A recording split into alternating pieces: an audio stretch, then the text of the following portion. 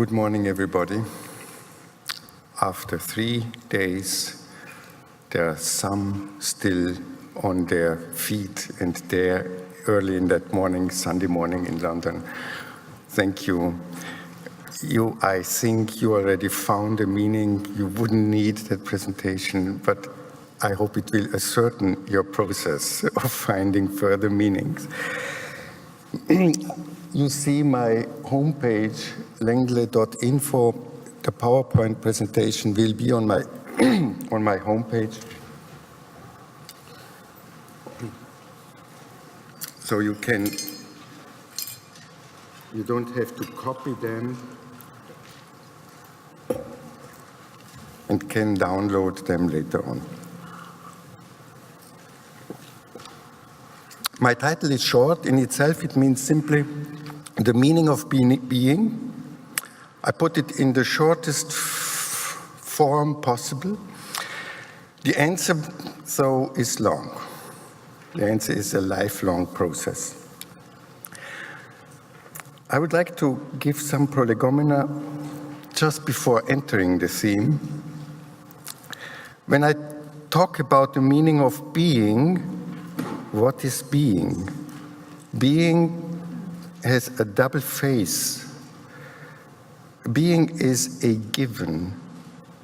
We find ourselves in the being. We are. A given in which everything is grounded, also our own existence. But at the same time, being is a task. It's a task of existence. I'm there, but am I really there? This is the big question. This is the existential question. I am there, but really? And how does it look like to be really there? So being has the aspect of thrownness, but also the aspect of having to be executed, grasped, taken, enjoyed, and suffered through. And there's a tension between what is already there and what should become. For this tension, for this process, meaning is central. I'm coming from Vienna. This is the hall of the university. On the right behind is the statue of, or the bust of Sigmund Freud. There's no bust of Emmy van Deursen yet, but maybe. This is the house of Sigmund Freud. He lived. Is there a laser pointer? Okay. He lived in the second floor there. And here was Frankl living in the second floor also. Viktor Frankl, the founder of logotherapy, 1927, and existential analysis, 1934.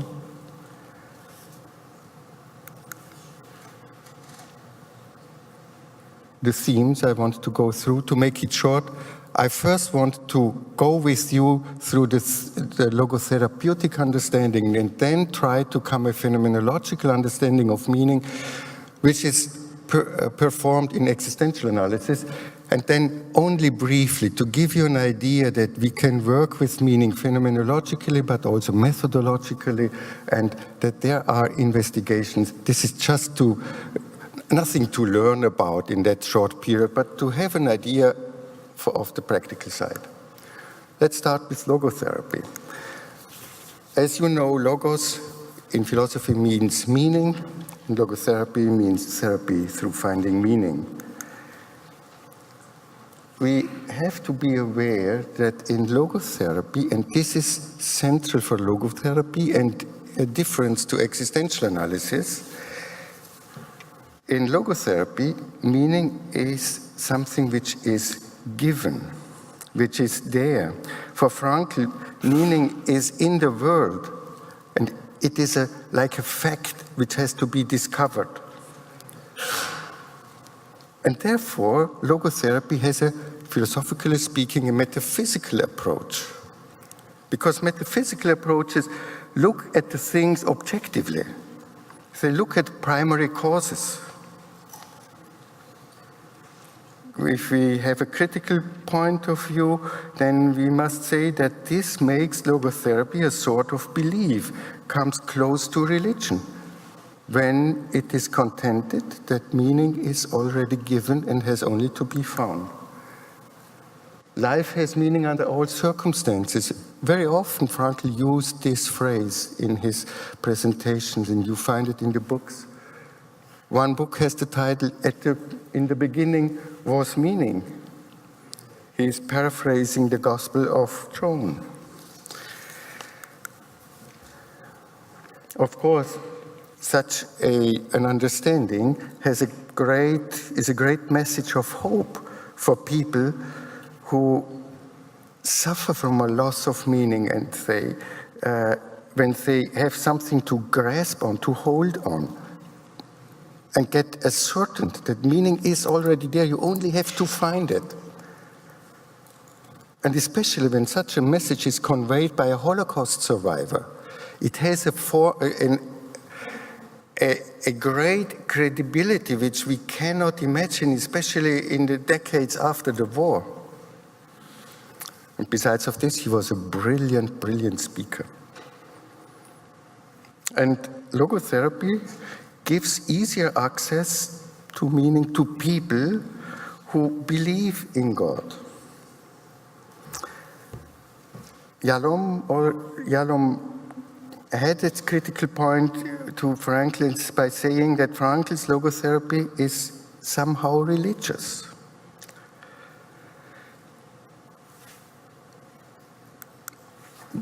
But nevertheless, Yalom gave great credit to Frankl, and he said, continue to read Frankl. It's not easy. He's repeating himself and talking about himself, but go through it. It's worth reading it. And he gives great credit to Frankl by saying that no other psychologist, no other psychotherapist, psychiatrist spent so much time and was so much endowed or dived into the field of meaning as Viktor Frankl was. And of course, his book, Man's Search for Meaning, is a world bestseller in the field of psychology. The main contribution of Frankl was that he made the meaning concept practical for psychology, and it was no longer only a theme of religion or people who believe in something greater, in some God, etc. He made it practical and brought it into the field of working psychologically. But, and he again, he says, and this is important, he was opposing any constructivism in meaning. Meaning is something which is given and cannot be constructed in some way. It wouldn't be strong enough to carry our life, to bear, to support our existence, especially when we undergo a difficult life situation, if meaning it would be only constructed. If it wouldn't have the quality of a being, because only what is really there, what is a truth, a subjective truth, or even an objective truth, then you can trust on it. And this is central in the message of Viktor Frankl. Constructing meaning would be like here. This is a picture I got from Frankl, he liked very much.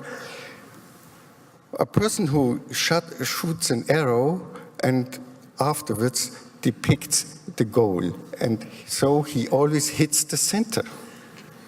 Constructed meaning. The key for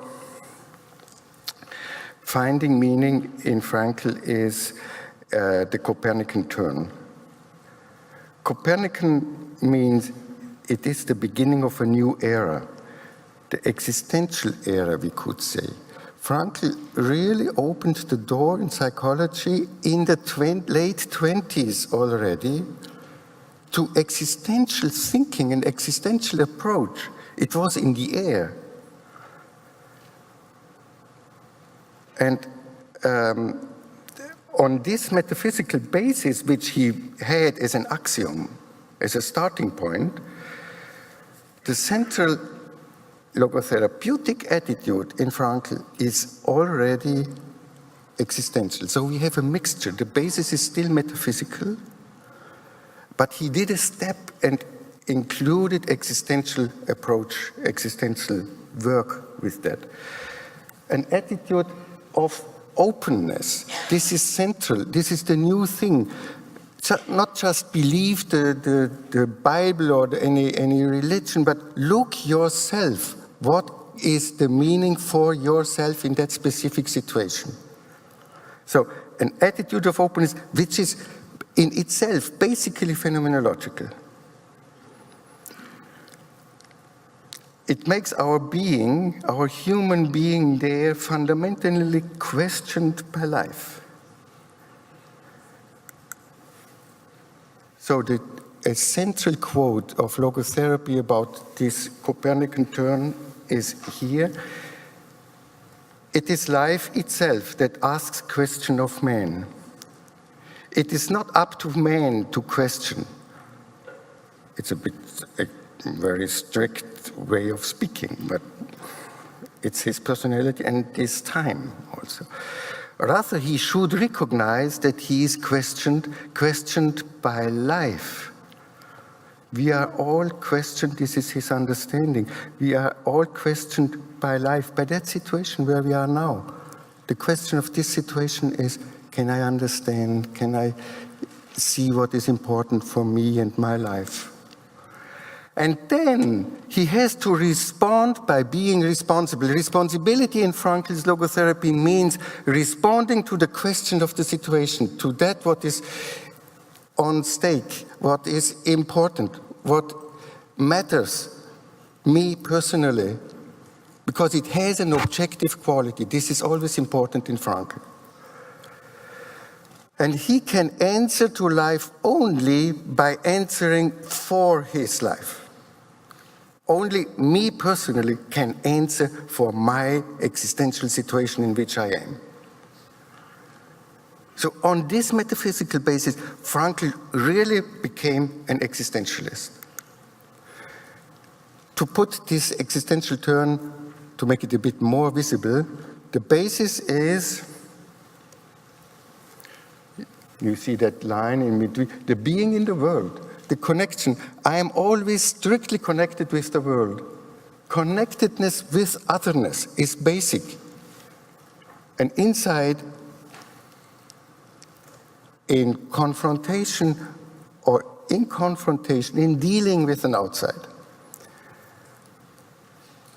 But because the human being is a free person, everything turns into a question. Whatever I see is a question, what are you going to do with this? I have to decide of whatever I am aware of. And this brings up a power, an energy, a dynamics into our individual life.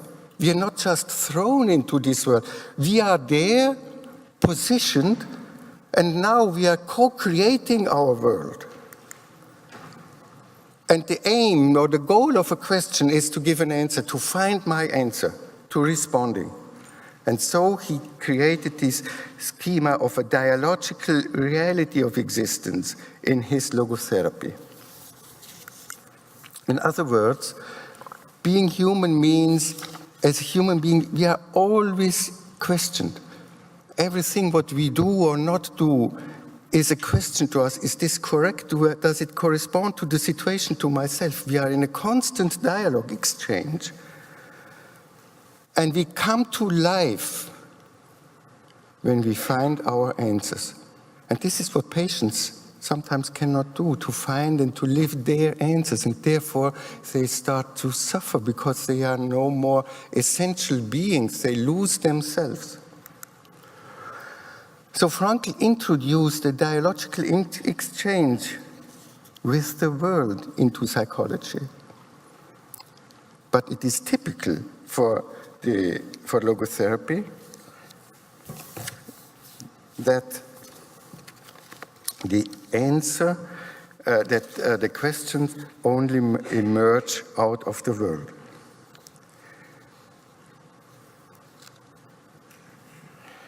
Sorry, yeah.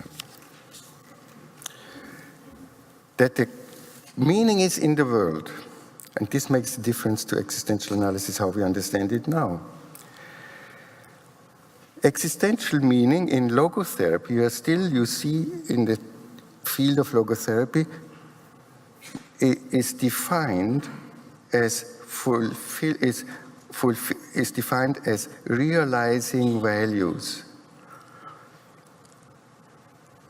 What we find to be valuable, be it experiential, be it active, be it an attitude, wherever we can be active, is a field to realize meaning.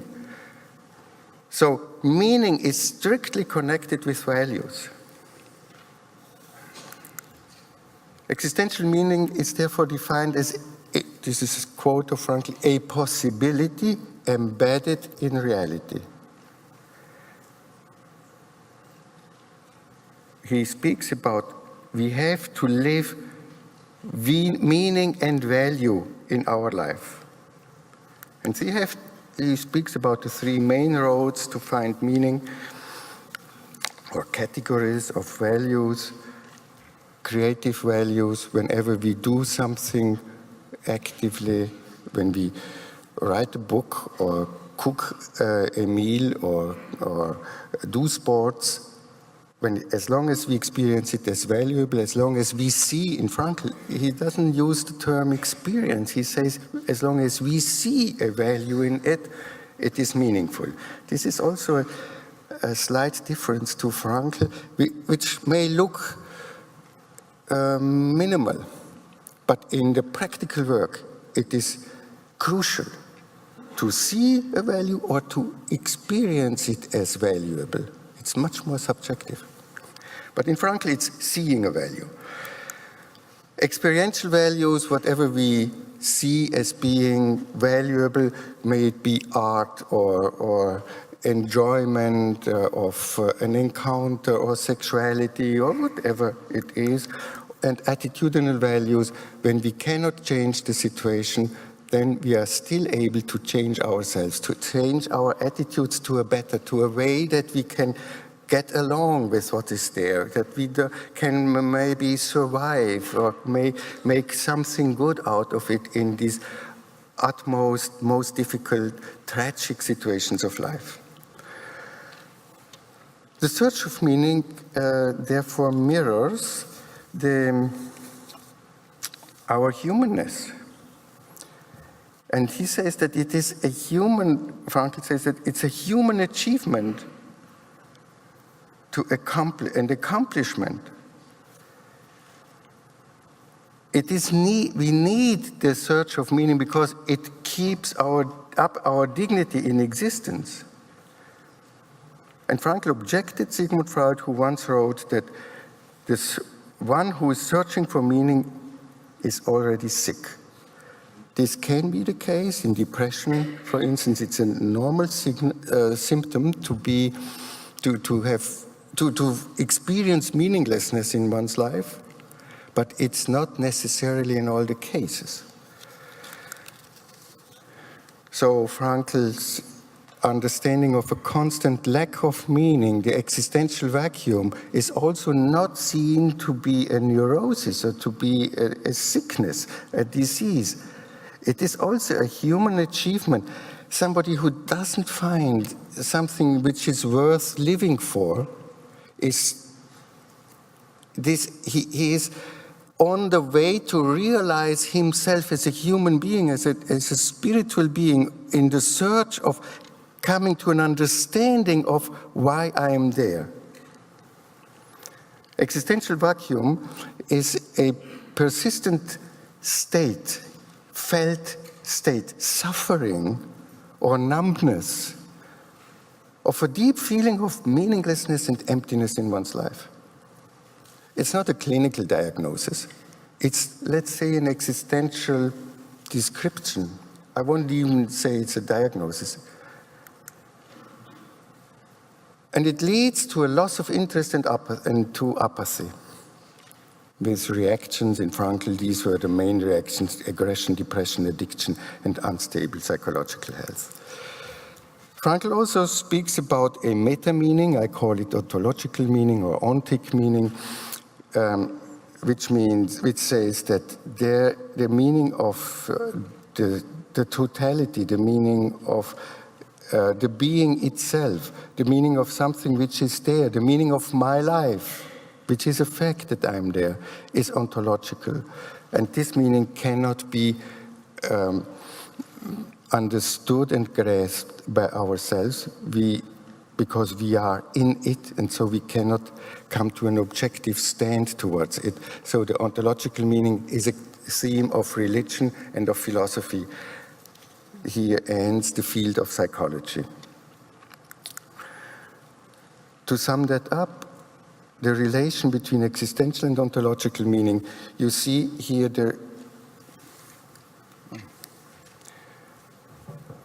activity I, in the middle of my world, I am working, living day after day, and am oriented towards something valuable. I hope what we do now is somehow valuable for you. So we are all directed to this dealing with the concept of meaning and understanding. We are active. The existential meaning depends on ourselves. But there is a meaning of the totality, the horizon in which we are all standing. There is an ontological meaning. Here again shows up the double aspect of being. The thrownness on the one side, in the form of meaning of being, the total horizon in which we are put, and the task form of meaning. Now, how did we develop this? We applied phenomenology in existential analysis and worked also on the meaning field. Also, meaning in our concept is still the central part of logotherapy, and we include logotherapy. We use that, but we have slight changes, and I find them worth, especially in such an audience as we have here, where you are so phenomenological, and then it may build a bridge to a better understanding of how meaning can be conceived. Just a brief introduction. This existential analysis here, I started to call it Vienna style. It sounds a little bit like Vienna coffee. It smells with this style. Yeah. Is a phenomenological existential approach which focuses on being,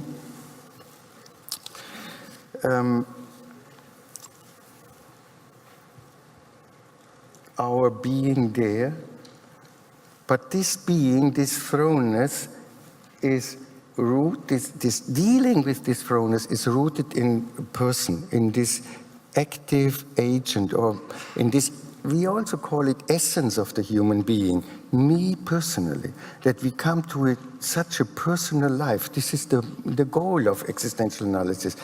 How can I live personally in a way that I can come to a fulfillment? And this, I can come to a fulfillment only when I really become more myself, to be really there.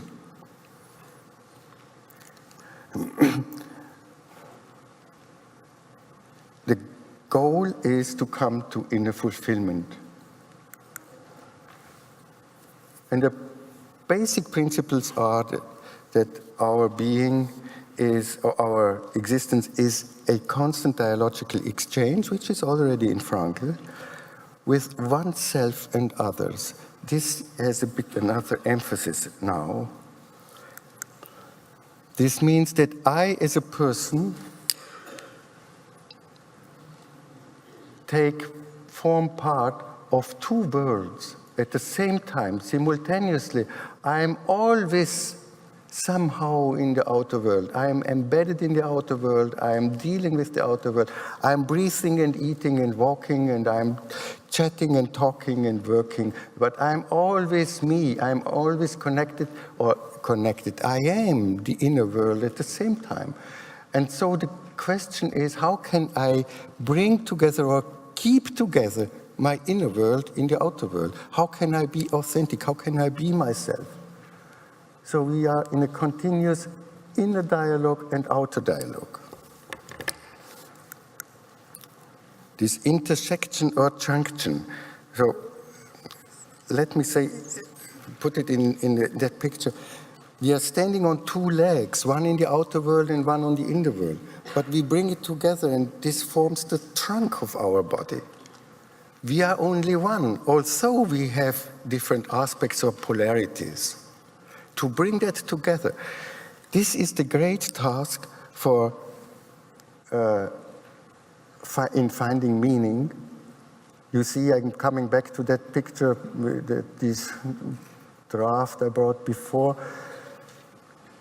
Our question in existential analysis looks more at this inner process. And finding or including this inner process makes the search of meaning a bit different. There is still valuable what Frankl says, and it is a short way to bring to people a first notion of how they can find meaning. But if we want to have a deeper look at, we have to look at this inner process. How can I convert the question? What makes me understand the question? And how do I find my answer? This is especially interesting for psychotherapy, for counseling. It's not that much a philosophical question anymore. It's a very practical question. Prerequisites for dialogue is this phenomenological openness, which we already had in Frankl, but also finding and working on this inner consent. Inner consent is a key to existence. Inner consent, what does inner consent mean? Why is it so important? Inner consent means there is freedom. Consent, from where does it come? How do I find consent? We can make it practical. It's easy to speak about outer consent. Do you find consent for me to continue that presentation? So this is a risky question, I know. But the inner consent is, do I have consent before me personally to continue to listen, to remain there? You may say, yes, I feel I have a consent. Consent means, in simple words, I feel an inner yes. I don't object. I have nothing against it. I'm for it. It corresponds somehow to me. And this is an extreme human achievement, that we can find that we have a resonance. We are born with this capacity, which we can, of course, improve and cultivate. Do I have an inner consent to continue to listen, to be there? So this consent is therefore a felt sense. It's not cognitive. It must be felt. It must come out from an inner resonance. Therefore, the English word is perfect for this. Consent, sentiment is in it. Where all sentiments come together to one, to that trunk of human being, that unity. And then it's authentic. And it is, in its true sense, in this sense, as already Frankl put, it is responsible. It is my personal response. It's not an image or an idea or a dictate or a preconceived concept. No, it's actually felt by myself. And it needs a dialogue before. Otherwise, I cannot come to a consent. I must deal with that reality to find, does it correspond to me or not? Consent is so central that we have it in EA, Vienna style, as the shortest description or definition of existential analysis, to help people to come, to find, to experience, to live their inner consent in what I'm doing or not doing. This does not mean that I must give consent to all the dramatic in the life. No, how I'm dealing with it, there the consent is asked to find. And there is a psychological criterion for a full existence. We have the orientation for an existential life in ourselves. We don't need to have to undergo a training in existential analysis to come to an existential life. We are born with this capacity. We find ourselves, what is a true existential life? And the criterion for that, not the philosophical, but the psychological, the experiential criterion is when we feel inner fulfillment. Wherever I experience an inner fulfillment,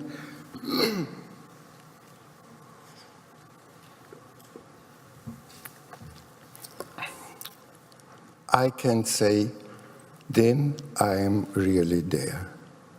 Then I finished my being born. I repeat my being born in this actual situation. I'm born again. In each and single situation, I have to get born again, to bring me into this situation, into the world, which is this situation. So inner fulfillment is a criterion for that. So existence in meaning means to relativize the meaning, because existence is much more than just being there. It is one of 4 dimensions of the existence is, let's say, composed by 4 dimensions, and therefore existence is more complex than just fulfilling meaning. This is a first difference to Frankl. Frankl speaks about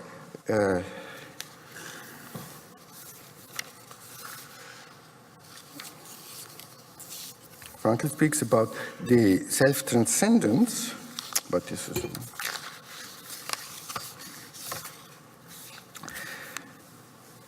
no.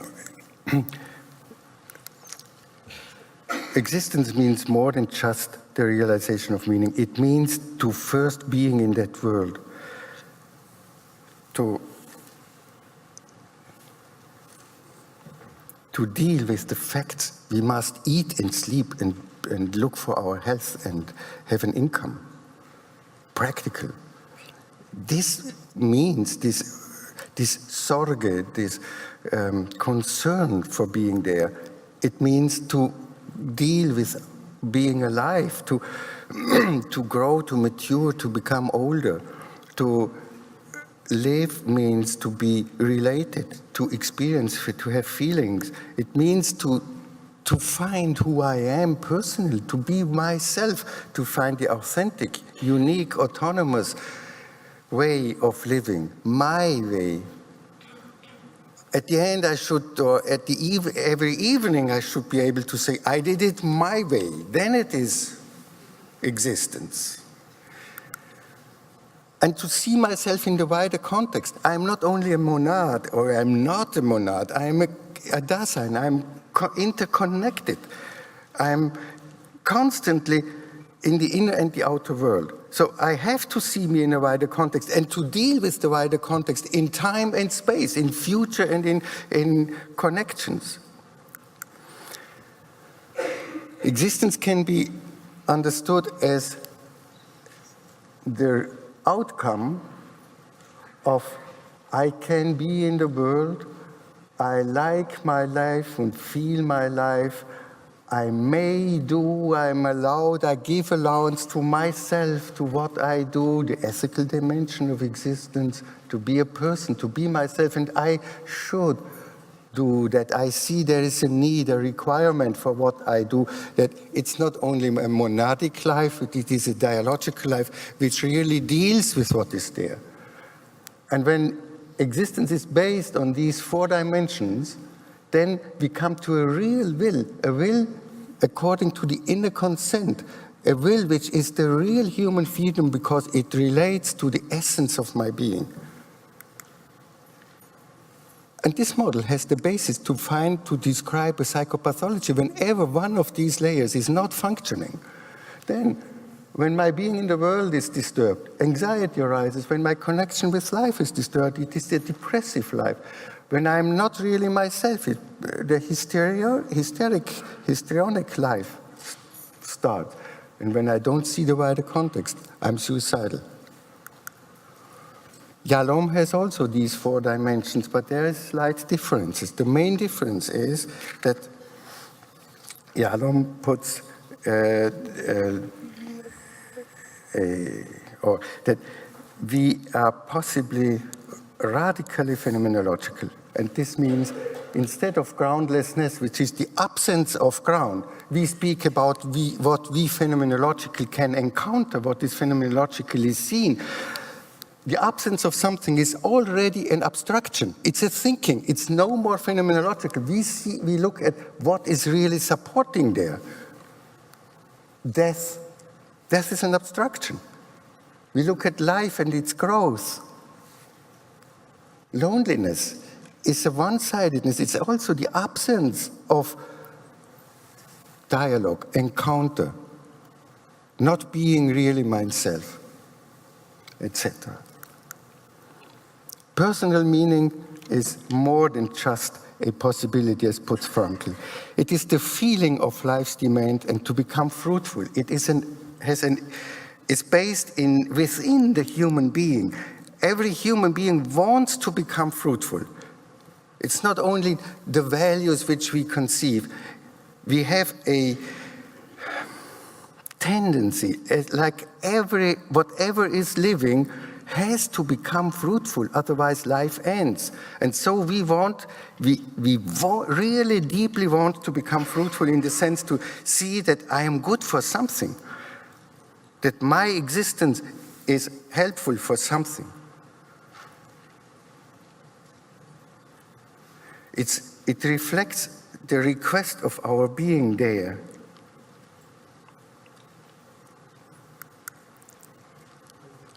But it means not only to enrich others, but also to become more myself. And so meaning can build the bridge between me and the world. And we can transcend ourselves towards the otherness and transcend the moment, the time, because what we do now wholeheartedly is done forever.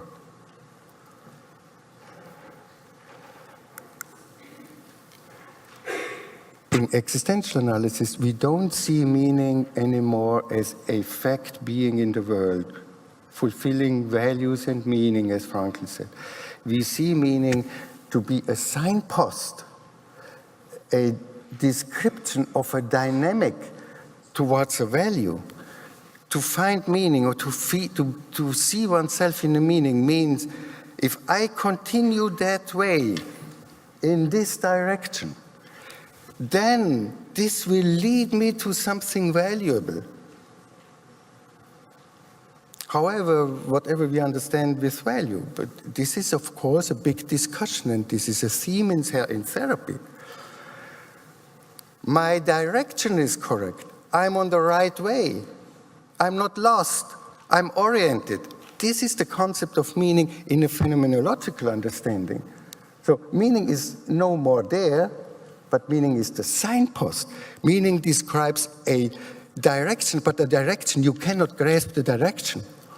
A direction, we see it only when somebody is walking. When the person stands still, there is no direction. It's a difficulty in understanding what meaning means, because it's such a complex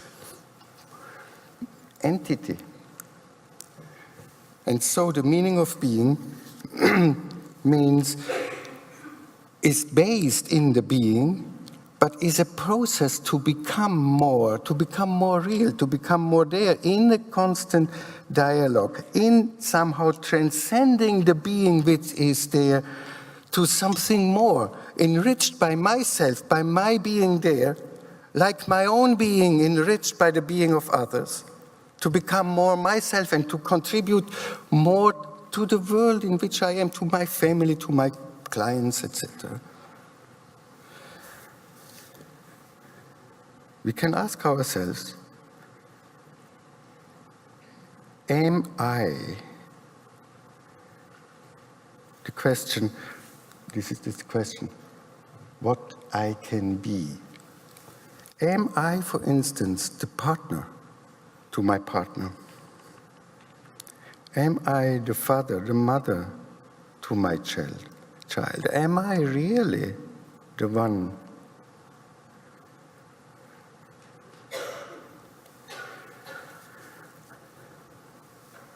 And what am I asked more? Is there a specific question, a specific need, a request, an offer, a possibility, something beautiful to share, to be there, which gives the other, or what I can give especially? Meaning is no longer a substance which is given, but it emerges from the inside and outside. It means to make my life meaningful in a continuous interaction with myself, in a continuous work with myself. Look at myself. Frankl didn't want to do that. This was one reason why he split from us, because we said this is so important, and self-experience is so important for psychotherapists. But we find it is important that we are in a constant inner dialogue. Speak to myself, try to understand myself better, deeper, refine myself, work on myself. I can grow up to the last breath of my life.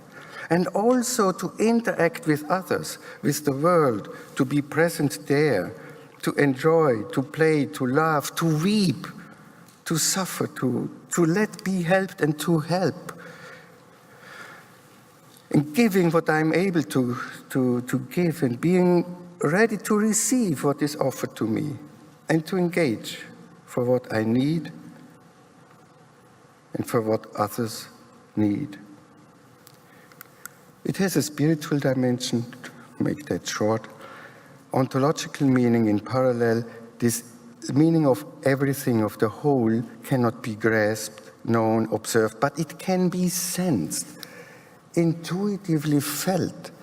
Every human being has, this is the spiritual content of meaning, which is always there. That we have a feeling, some understanding, maybe a verbal understanding of what it means to exist, to be there within an overall context. There is an ungraspable meaning of life. And in psychology, we do not work with religious contents, of course. We send people to their religion, back to their religion. But what we do is we can ask them, what is your idea? Or do you have an inkling of the form of embeddedness in our existence? Does it have a meaning at all? For Yalom, it is absurdity, and for Sartre. But for Frankl, there is a greater meaning. These are positions which we believe there is no science which can talk about that. These are positions for which we decide. And we are responsible for this decision, but we should decide only after having had a look at the inside, and to look at what we can feel, sense, to look if we have an inkling. So I'm almost coming to the end. We started a bit later, but to have a look at methods, I would need about 10 more minutes. So to give an idea that there are possibilities to work practically. When people say, for instance, I don't see any meaning in what I'm doing here, then a first method is to apply all these 4 steps of the existence, these 4 dimensions, to posit, to embed the meaning question into that broader horizon of existence itself. Because meaning, in our understanding, is the feeling that something is not going well, that my direction is not okay. So this may depend on the first dimension of existence, that I'm not really harmonized with reality. It may depend on the emotionality, that I don't really feel the values which I'm living for. It may be connected with my individuality, that it does not really correspond to me, that I don't have access to my authenticity. It may be connected to the greater context. For what am I doing this? Because my horizon in which I'm working, in which I'm in that enterprise, in this firm in which I'm working, is changed. And so I'm asking myself, is it still good to continue there, or my relationship? So to see my embeddedness. So meaning is always a question of orientation. And this orientation has this being in the sense of belonging to somewhere. Where is my home? Where do I belong? My homeland, my rootedness, my field of activity and context. And it is this from this starting point, this going towards, this giving my life a direction, to bring it to a development, to a becoming, to make more of it, to not simply having fulfilled our being there by just being, but to becoming more, to be more practically present in this world. Another method is the logotherapeutic meaning-searching method, which is based on the definition of meaning. Here, this is a very practical way of doing counseling without, maybe in one session you can do that, or in 2 or 3 sessions, really helping people to come to practical terms. It may also last half a year to work on that. Perception of the world, again, what is the situation, what is possible for you? You know, we are now focusing the theme of meaning, and within this focus, the work is phenomenological. We are searching together. We are bringing the questions to the client. The evaluation, how important and worthy are these possibilities for you? To make a decision, to select, to take out what do you really want, bring yourself into the situation, and then come to action. When and by what means can you do it? The method of life horizon, this is a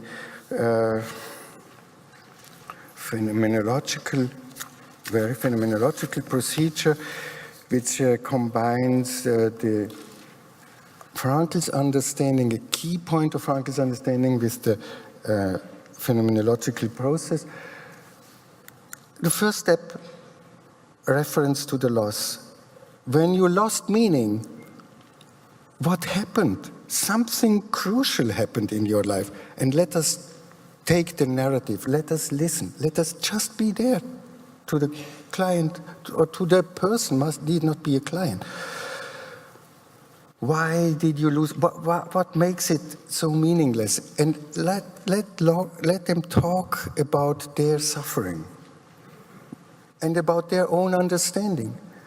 And what fixed ideas of meaning have been there before? That life can only be life and meaningful life when you are young and happy and rich, and have 4 children and a good relationship. So these such fixed ideas of meaning, which are a form of ontological meanings, or making that meaning so a substance. We have that tendency, and we sometimes can help people to loosen themselves from such rigid ideas of meaning.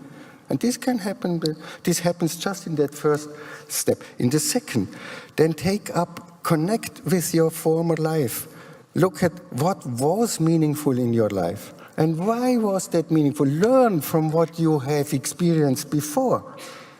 How did you behave in that time when your life still was meaningful? And then the third step is Frankl's Copernican turn. For us, it's not a Copernican turn, it's an existential turn, a turn towards this phenomenological openness. We teach our clients and patients to become themselves phenomenological, more phenomenological to themselves and to their environment. What does this situation want from you? This is Frankl's key concept, the turn from the not knowing the ontological meaning to the existential meaning. We do not know why this happened, but we can ask ourselves, what am I asked to do with that? Without knowing why it happened to me. Why do I have cancer? The answer, I don't know. But the existential turn is, are you able to live in a way that something good can still come out from your life if you continue in that new way? Letting go your wishes and ideas you had before, your former concepts, looking for a new becoming in that new situation. There are investigations, just very briefly. My colleague in Vienna, Tuch, and several other colleagues made an investigation in 2000, asking 200 people, 100 patients and 100 on the street. 96% of them said that they have been confronted with the meaning questions in their life. But 11% say meaning doesn't play any role in my life. And they fulfilled the existential scale. So we measured their meaning level and found that these 11% have the best results in the existential scale. Oh, maybe this was for nothing what we talked about.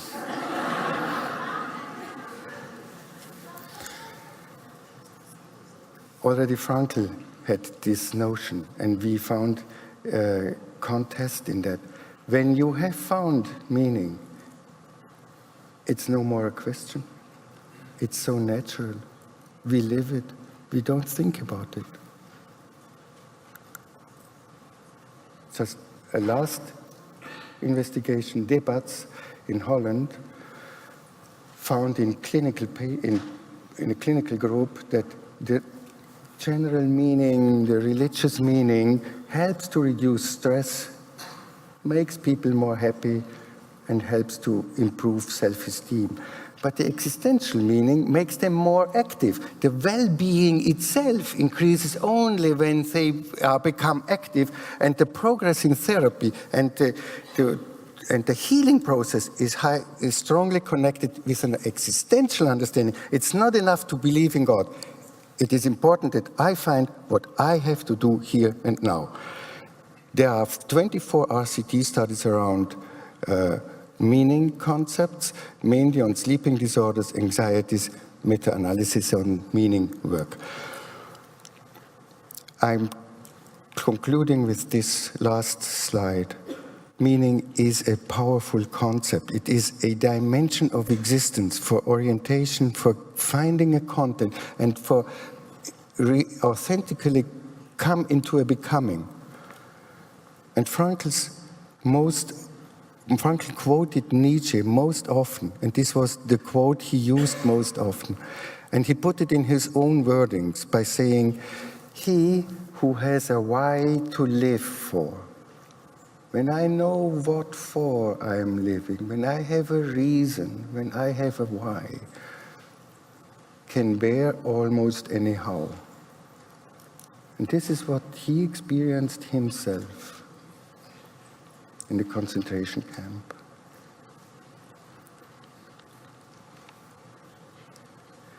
Maybe we can take this perspective out into our life. And be aware that when I feel connected to the values, to my partner, to my child, to my work, to my philosophy, to my clients, then I have a why. And then I can work with 10 clients a day and have all the difficulties of the life with our children and their sickness and problems and our own problems.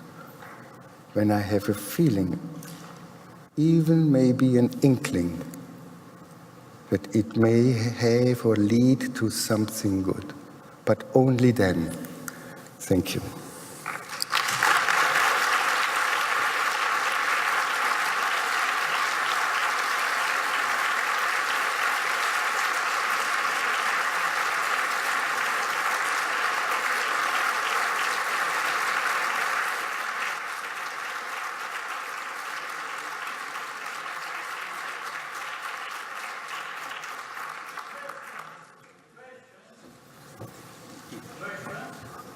I think we can have 2 questions. So, yes, at the back.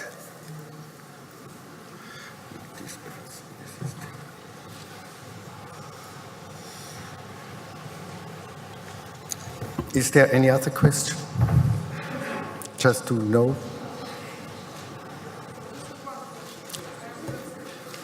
Briefly.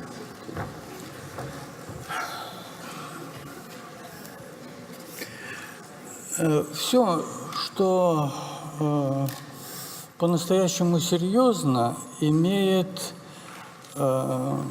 континуум. Everything that is serious for true, truly serious, has continuum. Да. По-русски это очень хорошее слово подлинность, по длине. The Russian word подлинность means truth.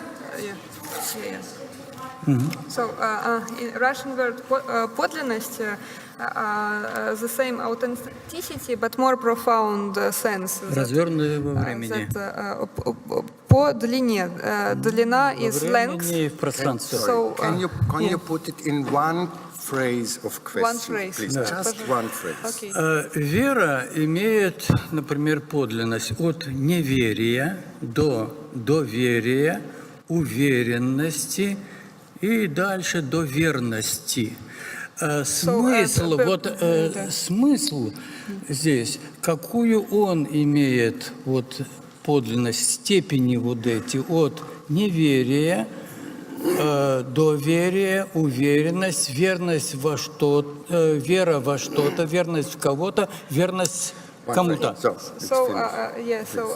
What is your there is belief, Belief can be firm, it can be trust. There are several levels of belief, Firm belief, trust, believe to somebody, in somebody, trust in somebody. So, what is your level of belief? I'm not speaking about beliefs. I'm speaking about an open-hearted dealing with inner and outer reality. And trust and truth are elements in it. And when we are able to connect or to bind together this inner reality with the outer reality, then we are on the right direction, on a direction which makes it worth living under these circumstances which I am. Thank you. Thank you very much. Do we have one very succinct question?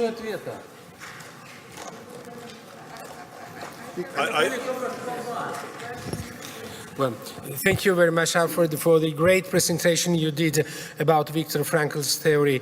My question is, would you please just briefly teach us, give us a definition of unconscious spirituality that Frankl used to have.